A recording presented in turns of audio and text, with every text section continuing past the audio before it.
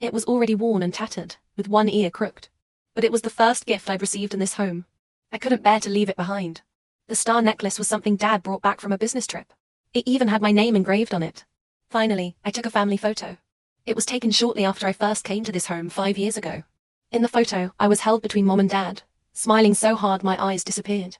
I carefully wrapped the frame in the sweater and placed it in the middle of the clothes. That way, when I missed them, I could look at it.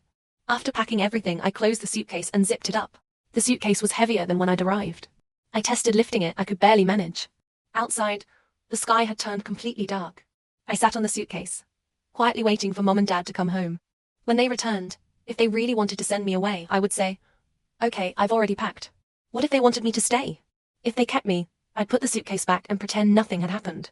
7 o'clock, 8 o'clock, 9 o'clock. They still hadn't come back. Were they deliberately giving me time to leave on my own? Perhaps I should be more tactful. At 9:05, I stood up and took one last look at my room. On the desk lay unfinished homework. On the bed was the blanket Mom had aired out just yesterday, still carrying the scent of sunshine. On the windowsill was the succulent Mom and I had planted together. We'd promised to watch it bloom and grow together. What a pity. I wouldn't be there to see that day. I gently closed the door, dragged my suitcase through the living room, and left home. A cold wind hit my face. I shivered. I pulled the scarf tighter and dragged my suitcase into the night. There were few people in the neighborhood. Occasionally someone coming home late hurried past, but no one noticed the little girl with a suitcase. The streetlights stretched my shadow, and the suitcase's shadow long and thin. Actually, I'd long forgotten exactly where the orphanage was. I just followed vague memories, heading west. By the 4th traffic light, my arms were so sore I could barely lift them. This intersection was very wide.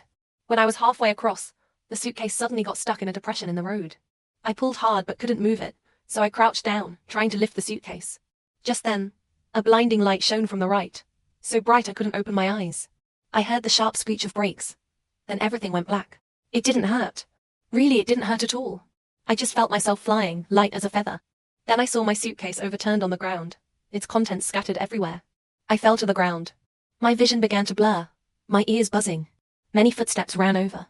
Many voices shouted, but they all sounded muffled, as if through thick glass, distant and unclear. The next time I was conscious, I found myself floating in midair.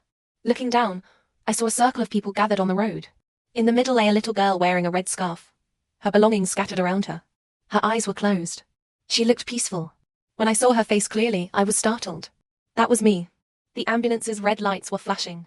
The blue lights rotated, illuminating everyone's faces in flickering brightness and shadow.